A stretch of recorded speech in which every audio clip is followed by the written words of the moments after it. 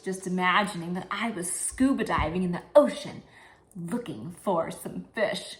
I didn't find any fish yet, but maybe in this video, we could use our imagination to see if we could find some fish. I'm so happy that you came to join me today. Let's sing hello to everyone who came. Will you pat with me? Hello, everybody. So glad to see you. Hello, everybody. So glad to see you. Hello to Jane and Julia. So glad to see you. Hello, Isaiah and Ezra. So glad to see you. Hello, Abby and Sarah. So glad to see you. Hello to all my friends. So glad to see you. Hello, everybody. We're so glad to see you. I'm so happy you came to join me today.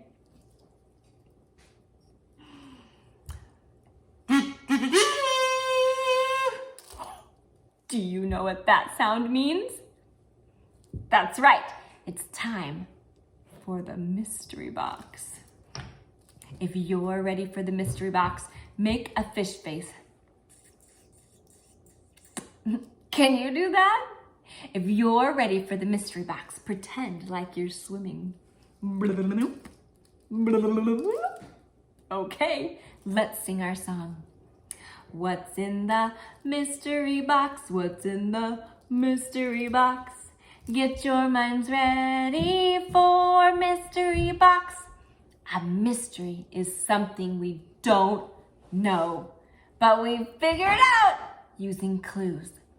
Time for clue number 1. Clue number 1 is it comes in many colors.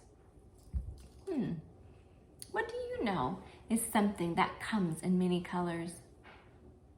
Maybe a rainbow? Maybe I took a rainbow from the sky and put it in the box. That would be cool. Time for clue number 2. Clue number 2 is you can use it to make art. What kind of art do you do? Maybe color or paint? Maybe you glue paper? I don't know. Let's find out.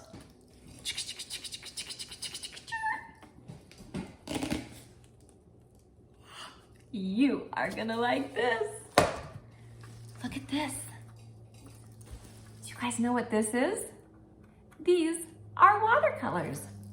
Let's open it up and see what's inside. Have you ever watercolored before? Inside is a paintbrush and lots of different colors. There's more. Let's see. Whoa. I like these a lot. I have some crayons. Have you ever smelt crayons before? They smell really interesting. And I like all the colors that they can make. We have crayons and watercolors. There's one more thing in the box. Let's see. And we have paper. Okay, so we have paper, crayons, watercolors. Do you have an idea of something we could do today? You guys, those were good ideas. And that gave me an idea that since I was trying to find fish while I was scuba diving, maybe we could make some fish and sea creatures with our art. Let's go make some sea creatures with our art. I'm gonna teach you an idea that I have. Okay, on your paper, draw a sea creature. I chose to draw a starfish, but you can draw anything you want. Maybe you draw a fish, or an octopus, or a crab. Now get your crayon and start coloring in your sea creature. You're going to want to color in some of the space, but not all of it. You want to leave some of the space on your sea creature blank so that you can fill it in with the watercolors.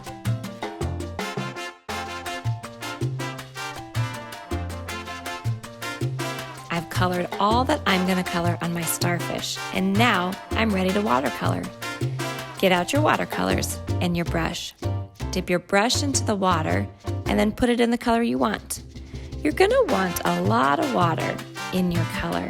The runnier your watercolor is, the better that your crayon will show up. Watch what happens when we paint over our crayons with our watercolors. It doesn't cover our crayons. It's a super cool technique. You're going to want to make sure that you put your paintbrush in your water often to keep your watercolors a little bit more runny.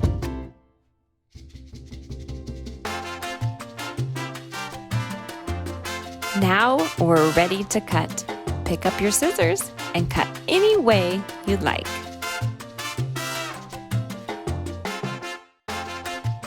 We did it! Abby and I finished our starfish and we're ready for more.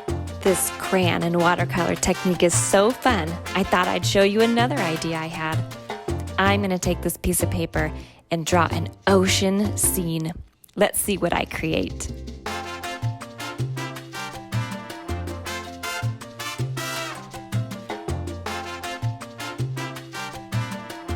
Look how fun this is! I love how the watercolor makes my fish pop right out of the paper. I can't wait to see what you make with your crayons and watercolors. We finished making all of our sea creatures, and here's 2 of them. What do you think? I think they're beautiful. That was a really cool technique to use crayons and watercolor together. They turned out very fun. I'm thinking, have you ever felt bored before? Bored is that feeling when you might say to yourself, I don't know what to do right now. Well, when I'm bored, I like to think of games that I can play. So, since today I was imagining that I was a scuba diver looking for fish, I thought I could make up a game using our art project. It could be a game about finding fish. So I'm gonna go ask my family if they wanna come play a game with me, and we're gonna set it up and show you what game we made up. Then later today, after you have finished your art, you can make up a game with your creativity and imagination. We did it. We set up our game and we are ready to play. This game is a little challenging. Here's how it goes. My family put pillows on the ground, and those are the only things you can step on. The rest of the floor is water, and you can't be in the water. We put all of our sea creatures on the ground, and the goal of the game is to collect all of the sea creatures. Now, when you work as a team, there's 2 really important things that you need to do. You have to take turns listening and talking. Sometimes in a game, you will just listen to your teammates to see what they want to do. And sometimes it'll be your turn to talk and share your ideas. Let's see how my family plays this game.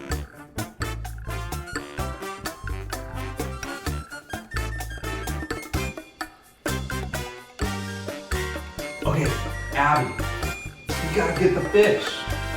I'll get the shark. Oh, great! Abby, look at that pufferfish way out there. Can you get it? Or maybe the rainbow fish. Oh no, she fell in! Lifeguard! Woo! I'll get the starfish right here. I got one! Emma, I'm coming to the bucket! Oh my god, too. I'm getting out. Okay, I'm getting out of the way.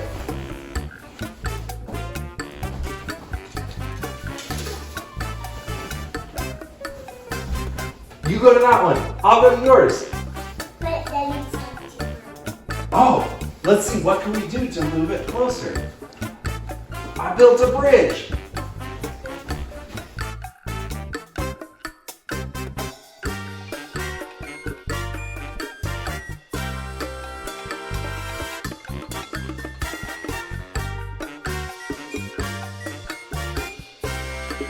Get it, I'll pass it to you.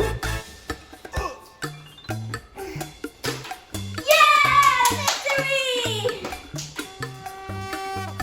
That was a super fun game that they made up. Did you notice how they had to take turns listening to each other and then take turns talking? They had to solve some problems about who was going to be on what pillow to get what fish. It's really important to listen and to take turns talking. Okay, we made up a totally new game because our creativity can help us think of any type of game. So, this one is a little bit harder. We still have our lifeguard over there who's going to help save anybody who falls in the water. Let's see what game they came up with this time.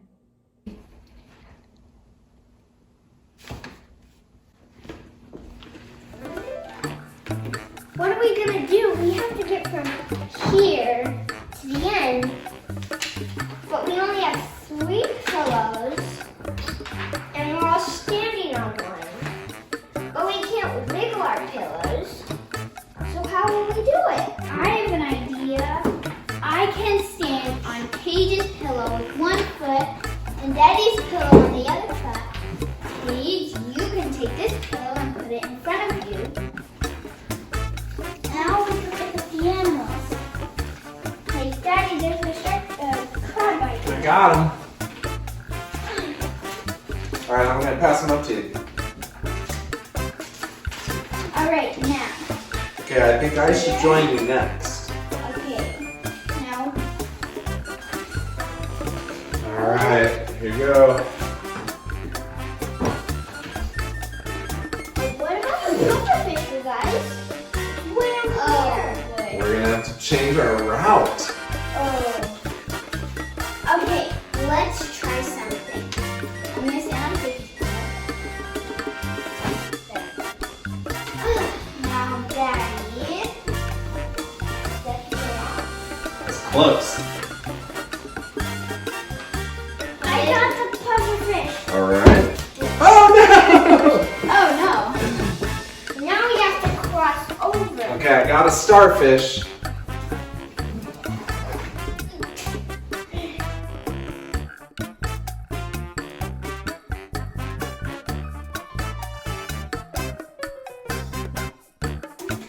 We did it! Woohoo!